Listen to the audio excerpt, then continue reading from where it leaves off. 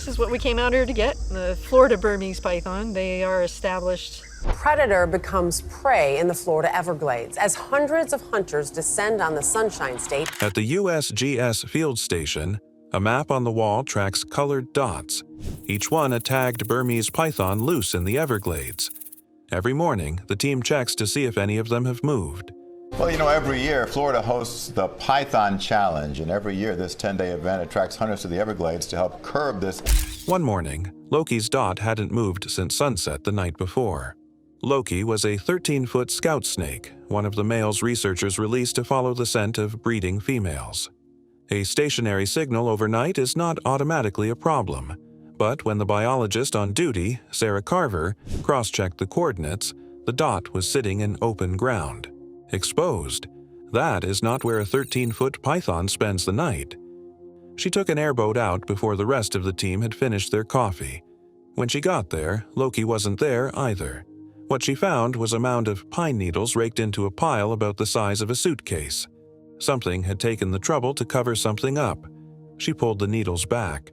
Loki's body was underneath. Cold. Skull gone. The cervical vertebrae severed clean behind where the head should have been. The one strike zone where a clean cut shuts a python's entire muscular system off in seconds. Whoever did this knew exactly where to hit.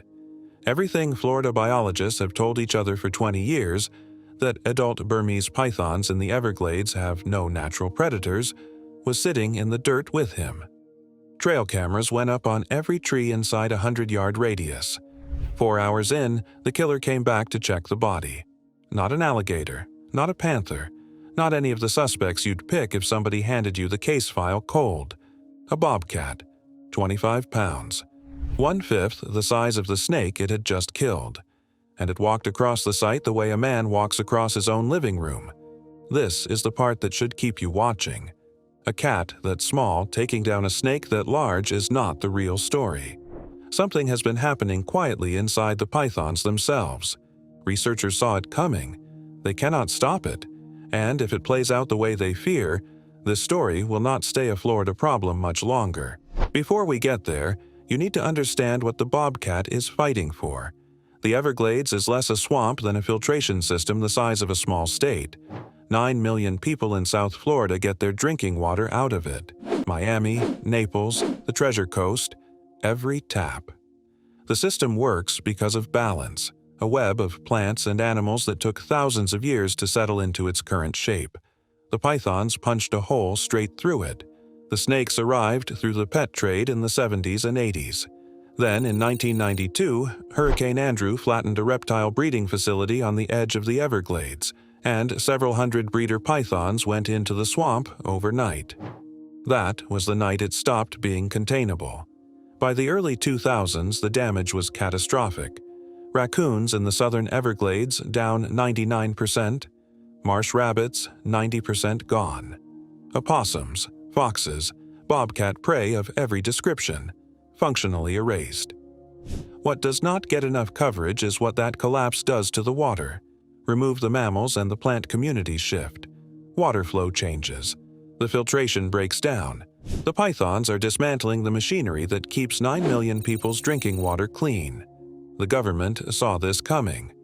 USGS had population estimates by the early 2000s, anywhere from 30,000 to 300,000 snakes, a range that tells you how little anybody knew.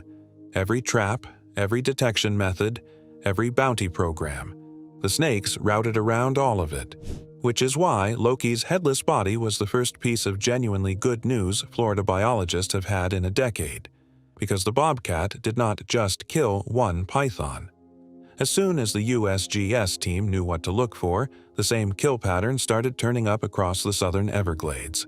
Different cats, different locations, same signature. The neck broken cleanly behind the skull, the body covered with leaf litter. This was not luck, it was a technique. At Big Cypress National Preserve, a second camera caught something that had never been documented in any bobcat population on Earth. A different cat, not Loki's killer, had found an active python nest. It was working through the clutch one egg at a time, biting each egg open, licking the contents out, moving on. When it finished, it covered the destroyed nest with dirt. That is a cat eliminating a problem, not eating a meal. Scientists call this rapid behavioral transmission, hunting knowledge moving laterally through the bobcat population, faster than any textbook model predicts. A 30-pound cat going after a 13-foot constrictor is not acting on instinct. Instinct would tell it to leave. This is learned behavior, surgical. Wait for the snake to stretch out. Strike the exposed cervical vertebrae before the coiling reflex fires. Step back. Miss that window and the snake folds around you, and the cat does not survive. There is no margin for error, and these animals are finding it anyway. The bobcats are not alone. Alligators have been filmed seizing pythons by the midsection and rolling them to death. Herons and hawks are punching holes in hatchling skulls at the nest. Biologists are calling it ecological asymmetric warfare, but the pythons are adapting right back, and this is where Donna Kalil comes in. If any one person in Florida has made these snakes' lives harder, it is her. Over 1,000 pythons removed from the Everglades across her career. No trap arrays, no sensing equipment, just her eyes, her hands, and thousands of hours in a truck at night. The truck is a custom rig, an elevated platform bolted into the bed so she can see over the sawgrass. She works the graveyard shift when the pythons move. 10 hours on back roads, headlights, black water, then something off to the right looks wrong.